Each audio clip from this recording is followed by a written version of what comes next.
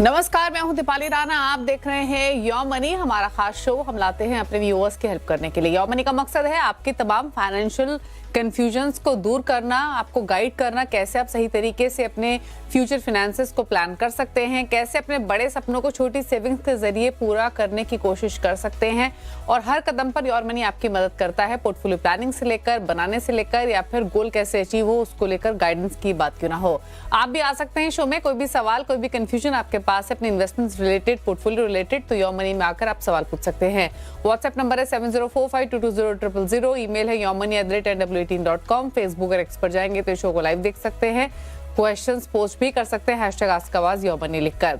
तो ये रहा इशू में पार्टिसिपेट करने का तरीका। और आज आपकी सभी क्वेरीज को आंसर करने के लिए हमारे साथ ऑप्टिमा मनी के फाउंडर पंकज मटपाल मौजूद हैं। पंकज जी नमस्कार, स्वागत है आपका।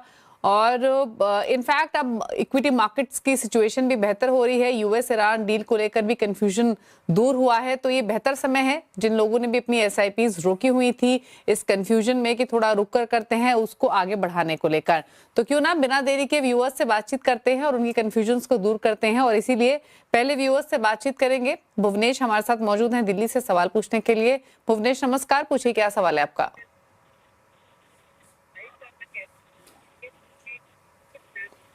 भुवनेश, टीवी के जरिए बात मत कीजिए प्लीज, टीवी की वॉल्यूम कम करके आप डायरेक्टली फोन लाइन के थ्रू सुन के अपना सवाल पूछिए। जी, गुड इवनिंग मैम।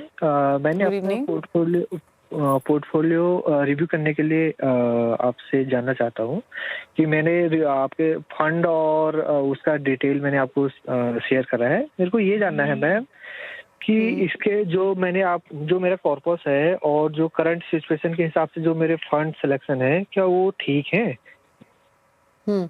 अच्छा, आपने दो पोर्टफोलियो भेजे हैं भुवनेश, एक अपना और एक अपनी वाइफ का, राइट? जी। पहले अगर मैं आपके पोर्टफोलियो की बात करूं तो मुझे सिर्फ दो चीजें बताइए। पहला तो ये कि कितना समय हो चुका है आपको ये निवेश करते हुए इस पोर्टफोलियो में, और अभी आपकी एग्जिस्टिंग पोर्टफोलियो की वैल्यू कितनी है? अभी मैंने दोनों सेम टाइम पे स्टार्ट करी है, 1 साल हो चुका है और दोनों की सेम वैल्यू है 2 लाख रुपया। ओके। और जितना मैं देख पा रही हूँ भुवनेश की जो एसआईपी है पंकज जी, वो 25,000 रुपए महीने की है। 4 फंड्स हैं इनके पास। इन्वेस्को इंडिया स्मॉल कैप 10,000 रुपए महीना, एचडीएफसी मिड कैप अपॉर्चुनिटीज 10,000 रुपए महीना, पराग पारिक फ्लेक्सी कैप 4,000 और Invesco India large mid cap 1,000। तो 1,000 से लेकर 10,000 की इनकी सिप है, 2 लाख की पोर्टफोलियो की वैल्यू है। अब मुझे भुवनेश क्विकली आपके दोनों पोर्टफोलियो के टारगेट बताइए, आपके और आपकी वाइफ के। मैंने दोनों का 4 करोड़ का लक्ष्य रखा है, बट वो इसके अकॉर्डिंगली अचीव हो पाएगा। और एनुअली में 10% से टॉप अप भी करता रहूंगा इसमें। ओके, तो 10% एनुअल स्टेप अप भी करेंगे और 25 साल में 4 करोड़ का लक्ष्य है। सिमिलरली इनके वाइफ का पोर्टफोलियो देखें तो वहाँ 20,000 की सिप चल रही है। अगेन 2 लाख की वैल्यू है पोर्टफोलियो की, 25 साल में 4 करोड़ का ही टारगेट है। 3 फंड्स हैं, बंधन small cap 8,000, 7,000 Edelweiss mid cap, 5,000 HDFC flexi cap. अच्छा भुवनेश, एक चीज और बताइए, जो मनी डिप्लॉय आपने की है आपके वाइफ के पोर्टफोलियो में वो तो काफी बैलेंस्ड है मोरलेस, बट आपके पोर्टफोलियो में जो 4 फंड्स है काफी वेरिएशन है। एक फंड में सिर्फ 1,000, वहीं 2 फंड्स में आप 10,000 डाल रहे हैं। कोई खास वजह है इसकी? अभी जैसे मेरा लॉन्ग टर्म का, जैसे मैं आपका शो वॉच करता रहता हूँ, तो पहले मैं इस फंड में ज़्यादा वैल्यू रखता था, बट अभी रिसेंटली कि मेरा टाइम होराइजन ज़्यादा है, इसलिए मैंने मिड एंड लार्ज कैप में उसमें कम कर दिया है और बाकी में अमाउंट बढ़ा दिया उसका। ओके, तो ये अमाउंट की रीशफलिंग आपने की है रिसेंटली, राइट? लॉन्ग टर्म के हिसाब से। ओके, ठीक है। बताइए पंकज जी, आपने सुना है इनको और सवाल की डिटेल्स मैंने बताएं। दीपाली जी नमस्कार, और सीएनबीसी आवाज़ के सभी व्यूअर्स को भी नमस्कार। देखिए भुवनेश जी आपने जो बात कही कि आपको लगा कि लॉन्ग टर्म है, इसके लिए लार्ज एंड मिड कैप में थोड़ा कम कर देते हैं। आपको लगा होगा कि लार्ज कैप जो है उसमें लंबे समय के लिए रहना शायद उचित नहीं हो, पर मेरे हिसाब से ये आपका सोचना शायद बहुत सही नहीं होगा, क्योंकि आपके पोर्टफोलियो में large cap, mid cap, small cap सभी की इंपॉर्टेंस होती है। और जितने भी फंड्स आपने चुने हैं, फंड सभी सही चुने हैं, अच्छे चुने हुए हैं।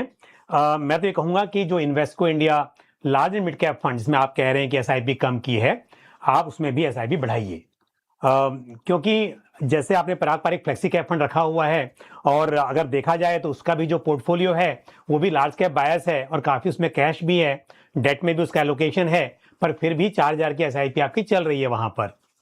Invesco India large and mid cap fund में भी मेरे हिसाब से आपको अमाउंट बढ़ाना चाहिए, अभी नहीं तो आने वाले समय में, लेकिन वो फंड अच्छा है।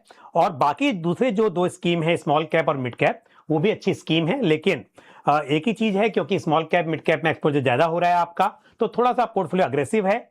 आप लॉन्ग टर्म इन्वेस्टर हैं, कोई प्रॉब्लम नहीं है। शॉर्ट टर्म में इस तरह के पोर्टफोलियो में उतार चढ़ाव की संभावना ज्यादा दिखाई देती है, तो आपको थोड़ा पेशेंस रखना होगा। और जैसा मैंने कहा कि आपको लार्ज कैप में भी थोड़ा इन्वेस्टमेंट करना चाहिए, तो large and mid cap fund में भी आपको थोड़ा एक्सपोजर लेना चाहिए, मेरी सलाह होगी। दूसरी बात एक और भी है कि आपने कहा है कि आपका लक्ष्य है 4 करोड़ रुपए, लेकिन एक बात बताऊंगा आपको मैं, 4 करोड़ आज सुनने में बहुत अच्छा लगता है, लेकिन अब बात हो रही है 25 साल के बाद की। और यदि हम 6% की भी एक एवरेज महंगाई दर मानकर चलें, तो 25 साल के बाद ये 4 करोड़ की वैल्यू आज के करीब 93 लाख यानी कि 93 लाख के आसपास रह जाएगी। तो इसके लिए ये जो आप इन्वेस्टमेंट कर रहे हैं उसे 4 करोड़ तो बन ही जाएंगे, ज्यादा बनेंगे, लेकिन जो आपने नंबर चुना है 4 करोड़, मेरे हिसाब से वो काफी नहीं है। तो लेकिन बताता हूं मैं कि कितना बन पाएगा। यदि हम एक 12% का कंपाउंडेड एनुअल ग्रोथ मानकर चलें, तो आप जो अभी 2 लाख रुपए आपने इकट्ठे कर लिए हैं, 25,000 की SIP कर रहे हैं, तो इससे बिना स्टेप अप के भी 4 करोड़ 60 लाख के आसपास इकट्ठा हो सकता है। पर आपने कहा है कि 10% से स्टेप अप आप हर साल करते रहेंगे, तो 25 साल में करीब 10 करोड़ से ज्यादा रकम इकट्ठा हो सकती है। तो इसलिए आप सही ट्रैक पर हैं, कम से कम 10% से स्टेप अप करते रहिए। और एक राय मेरी और होगी, हालांकि आपकी वाइफ का जो पोर्टफोलियो से डिस्कस अलग से करूंगा, लेकिन आपके पोर्टफोलियो में टोटल इक्विटी है। हालांकि आजकल ठीक है, सोना चांदी काफी भाव बढ़े, अभी थोड़े नीचे भी आ गए, पर यदि आप 25 साल की बात कर रहे हैं तो आपके पोर्टफोलियो में थोड़ा गोल्ड और सिल्वर का एलोकेशन भी होना चाहिए। तो पोर्टफोलियो का 5-10%, 15% एलोकेशन आप gold and silver ETF fund of fund में भी कर लें। और उसके अलावा एक चीज और आपको कहना चाहूंगा कि आपने देखिए यहाँ पे पोर्टफोलियो जो है पूरा इक्विटी पोर्टफोलियो है और लॉन्ग टर्म की बात कर रहे हैं, लेकिन कंटिंजेंसी के लिए क्या आपने अलग से पोर्टफोलियो बनाया हुआ है? अगर नहीं बनाया है तो कुछ डेट इन्वेस्टमेंट के साथ में आप एक कंटिंजेंसी के लिए भी अलग से पैसा जरूर रखिए, ताकि जो लॉन्ग टर्म गोल आप लेकर चल रहे हैं उसमें किसी तरह की बाधा ना आए। दीपाली जी, इनके वाइफ का जो पोर्टफोलियो है वो भी हम डिस्कस कर लें क्या? बिल्कुल बताइए।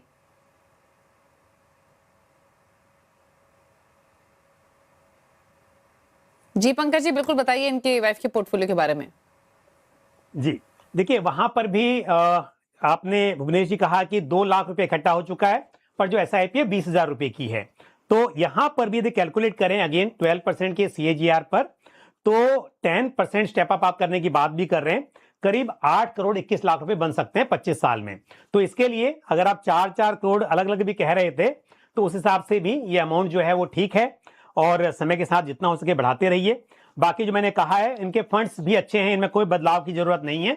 और जो आपके लिए मैंने कहा था कि थोड़ा गोल्ड और सिल्वर में भी एलोकेशन होना चाहिए, वो आपकी वाइफ के लिए भी एप्लीकेबल है। तो टोटल जो दोनों का मिलाकर पोर्टफोलियो है उसमें 10 to 15% एलोकेशन लॉन्ग टर्म के हिसाब से SIP के जरिए आप गोल्ड और सिल्वर का रख सकते हैं। ओके, चलिए, तो ये रही आपके पोर्टफोलियो को लेकर सलाह। गोल्स तो आप आसानी से मीट कर लेंगे, थोड़ी स्ट्रैटेजी बदलने की सलाह दी गई है। मोस्ट इंपॉर्टेंट, अगर आपने ये टारगेट्स इन्फ्लेशन को ध्यान में रखकर बनाए हैं देन वेल एंड गुड, अगर नहीं तो उस कैलकुलेशन को भी बैठाइए अपनी इस इन्वेस्टमेंट स्ट्रैटेजी में कि आज के हिसाब से जो 4 करोड़ की 8 करोड़ की वैल्यू होगी वो डेफिनेटली 25 साल बाद नहीं होगी। तो उस बात को जरूर ध्यान में रखें सभी व्यूअर्स। इनफैक्ट बात करते हैं दिनेश से। दिनेश राव हैं हमारे साथ कर्नाटका से सवाल पूछने के लिए। दिनेश नमस्कार, पूछिए सवाल। नमस्ते। नमस्ते। हेलो हेलो, बताइए। 6 फंड है हमारे पास है। वो फंड ठीक है और चेंज करना चाहिए, बदलाव 6 फंड्स है आपके पास, कितने के? हाँ बिल्कुल बताएंगे। आप मुझे बताइए कितने की आपकी सिप चल रही है, और ओके, आपका टाइम होराइजन क्या है, गोल क्या है? Time horizon 20 years.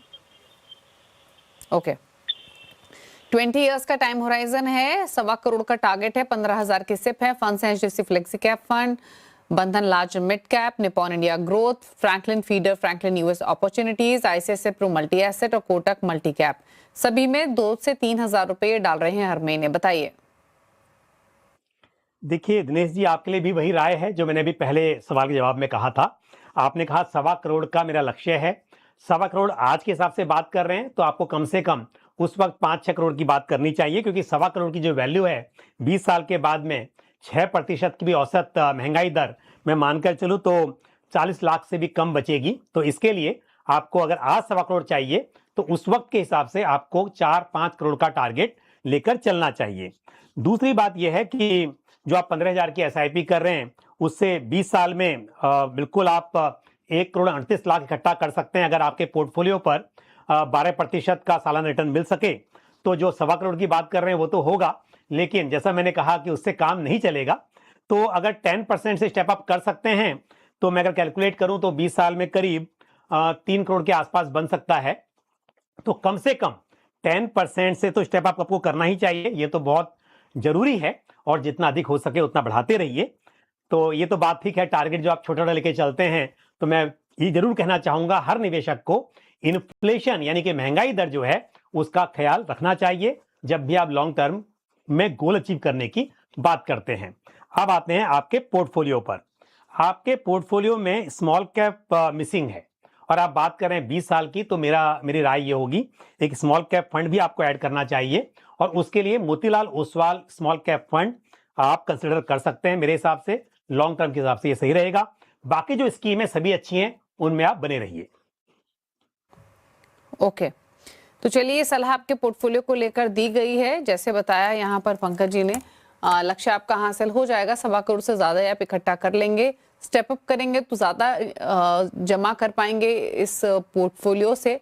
और कोशिश भी यही कीजिए 15 सालों में, क्योंकि इन्फ्लेशन भी बढ़ेगा, तो अगर 10% स्टेप अप भी आप करेंगे तो भी आप डबल जो आपका टारगेट है उससे ऑलमोस्ट डबल आप एक्यूमुलेट कर लेंगे, उससे ज्यादा ही 2.25-3 करोड़ के आसपास की राशि आपकी बन जाएगी। तो इसीलिए कोशिश कीजिए कि आप स्टेप अप कर पाए ताकि ज्यादा से ज्यादा आप एक्यूमुलेट कर पाए। फंड सिलेक्शन आपका बेहतर है, कोई बदलाव की जरूरत नहीं है। एक स्मॉल कैप फंड आप ऐड कर सकते हैं, जैसे आपको सजेस्ट किया गया है, Motilal Oswal small cap fund आप पिक करें। बात करते हैं, इनफैक्ट रेखा हमारे साथ मौजूद है, उनसे भी बातचीत करेंगे, एक व्यूअर है हमारे साथ, लेकिन उससे पहले क्विकली रुक रहे हैं छोटे से ब्रेक के लिए।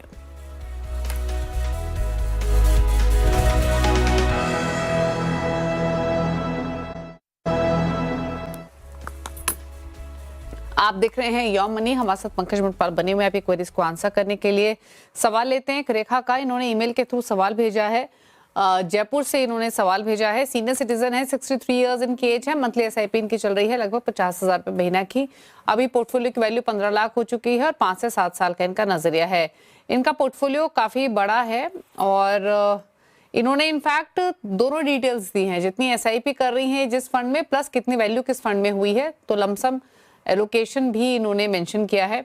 लिस्ट काफी लंबी है इनके पास फंड्स की, और मैं लिस्ट सभी फंड्स में ये 5-5 हजार ईच डाल रही हैं, तो आप लगा लीजिए 10, उस हिसाब से 50,000 का डिप्लॉयमेंट है और 5,000 ईच इनके पास है।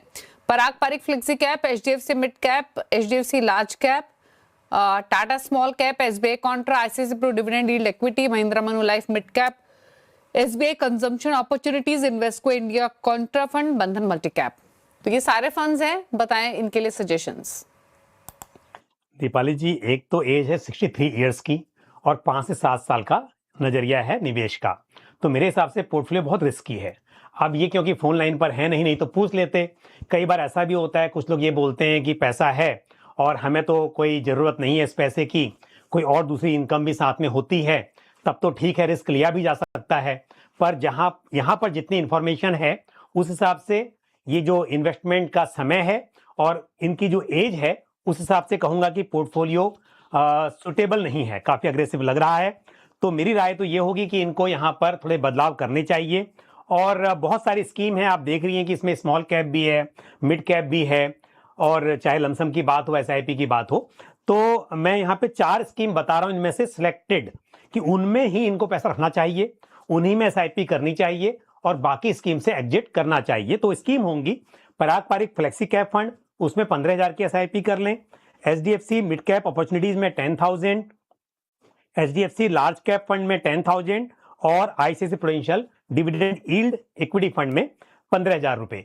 हालांकि ये भी सारे इक्विटी फंड्स हैं, पर जिस तरह के फंड्स बाकी के हैं उनके मुकाबले मेरे हिसाब से थोड़ी सी स्टेबिलिटी इस पोर्टफोलियो को मिल सकती है इससे। और साथ ही लमसम के लिए एक बात और कहूंगा कि एक थोड़ा सा पोर्टफोलियो में बैलेंस बनाने के लिए हाइब्रिड फंड का होना जरूरी होता है, और स्पेशली इनका प्रोफाइल को देखते हुए तो मेरी राय ये होगी कि एक ICICI prudential balance advantage fund और Invesco India multi asset allocation fund, इन फंड को शामिल कर सकते हैं। यानी कि जो लमसम पैसा बाकी स्कीम में है उसके बजाय वहां से निकलकर ये जो दो हाइब्रिड स्कीम्स हैं इनमें पैसा रखेंगे तो थोड़ा सा स्टेबिलिटी मिलेगी पोर्टफोलियो को, ये इनके लिए बहुत जरूरी है। तो बाकी तो मतलब टाइम जितना है उस हिसाब से मैंने बता ही दिया है। और यदि बात करें कैलकुलेशन की तो 5 साल में करीब 67 लाख रुपए और 7 साल की बात करें तो 97 लाख रुपीस की उम्मीद कर सकते हैं यदि 12% का कंपाउंडेड एनुअल ग्रोथ यहाँ पर मिलता है पोर्टफोलियो को, तो उस हिसाब से आगे बढ़ सकते हैं, लेकिन थोड़ा सा रिस्क कम करें, ये मेरी एक इनके लिए राय रहेगी। ओके तो ये रही रेखा जी आपके लिए सजेशन, बदलाव करने की जरूरत है, इतना बड़ा पोर्टफोलियो, इतना रिस्की पोर्टफोलियो रखने की जरूरत नहीं है कंसिडरिंग एज एंड टाइम। हालांकि जैसे पंकज जी ने कहा आपसे बातचीत हो पाती तो और क्लैरिटी मिलती है आपके एग्जैक्ट क्वेश्चन को लेकर, बट स्टिल जो भी डिटेल्स आपने भेजी उसके हिसाब से सजेशन ये है पोर्टफोलियो को छोटा कीजिए, सिर्फ 4 फंड्स रखिए जिसमें ICICI Pru dividend yield equity रखिए 15,000 डालिए पराग पारिक फ्लेक्सी कैप में, 10,000 एचडीएफसी मिड कैप में और एचडीएफसी लार्ज कैप में 10,000। इसके अलावा आपको थोड़ा सा बैलेंस्ड अप्रोच भी रखनी है, थोड़े से सेफर या लेस रिस्कियर फंड्स भी चुनने हैं, जिसके लिए आप इन्वेस्को मल्टी एसेट एलोकेशन या आईसीआईसीआई ग्रुप बैलेंस्ड एडवांटेज शामिल कर सकती हैं। बाकी सभी फंड से निकलने की सलाह है जिसमें Tata small cap, SBI Contra, Mahindra Manulife mid cap, SBI consumption, Invesco India Contra और बंधन मल्टी कैप शामिल है। ये बदलाव कीजिए, ये सजेशन आपके लिए। महेश अगले व्यूअर हमारे साथ उड़ीसा से कनेक्टेड है सवाल पूछने के लिए। महेश पूछिए अपना सवाल। Good evening madam. Good evening. मेरा सवाल है, जो पोर्टफोलियो तो मैं भेजा है उसमें से कुछ फंड चेंजेस करना, मेरे को 2-3 मैंने हटाना है उसमें से, तो थोड़ा सा मेरे को ज्यादा लग रहा है, उसको थोड़ा सा रिव्यू करना है। प्लस मेरा एक कॉजिन है, उसको नया मैंने एसआईपी उसका इन्वेस्टमेंट नया शुरू करना है उसके लिए, तो उसके लिए एक नया पोर्टफोलियो मैंने पूरा स्टार्ट करना है। तो 10 से 15 हज़ार तक का उसका इन्वेस्टमेंट रहेगा अभी, क्योंकि उसका उम्र अभी 22 ईयर्स है। तो उसके लिए कौन सा फंड लेना सही रहेगा? ये 2 सवाल है मेरा स्टार्ट करने के लिए 22 ईयर का। ओके क्या सजेशन रहेगा इनके लिए?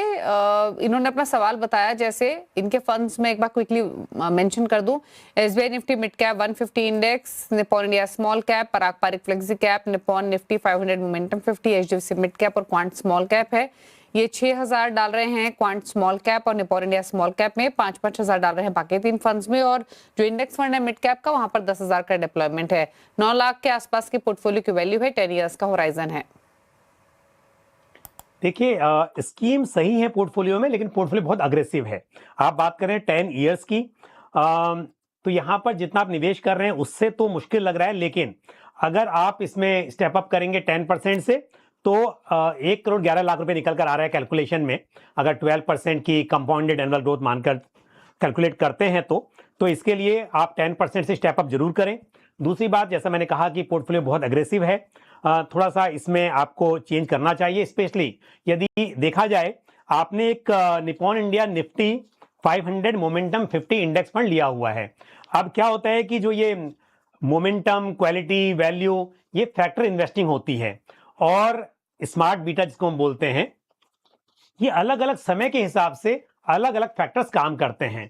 तो यदि आपको इस तरह की बहुत अच्छी समझ नहीं है तो मेरा कहना यह है कि लॉन्ग टर्म के हिसाब से आप इस फंड से निकलकर इसके बजाय अगर आपको इंडेक्स फंड में भी करना है तो जैसे HDFC Nifty 100 equal weight index fund, इस फंड में आप कर लें, जिसमें कि सभी टॉप 100 कंपनीज जो हैं वो रहेंगी और इक्वल वेट के साथ में वो एक अच्छा डिसीजन हो सकता है। लेकिन ये मोमेंटम, ये एक स्ट्रेटेजी हो सकती है जो कि एक राइजिंग मार्केट में या बुल मार्केट में अच्छा काम करती है, पर लॉन्ग टर्म के हिसाब से मुझे लगता है कि इस फंड से आपको निकल जाना चाहिए। तो एक ही मैंने आपको राय दी है स्कीम में बदलाव की, और बाकी सभी स्कीम ठीक हैं, उनमें आप कंटिन्यू कीजिए।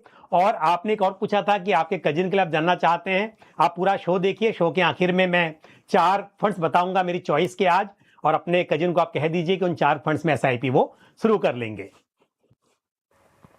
ओके, ठीक है। तो ये सलाह रही है आपके लिए महेश जी, जो आपको सजेस्ट किया गया है। आपके पोर्टफोलियो को लेकर 1.25 करोड़ के आसपास की राशि आप इकट्ठा कर पाएंगे। 10 सालों में स्टेप अप करेंगे तो थोड़ा सा ज्यादा एक्यूमुलेशन कर लेंगे, लगभग 1.5 करोड़ का।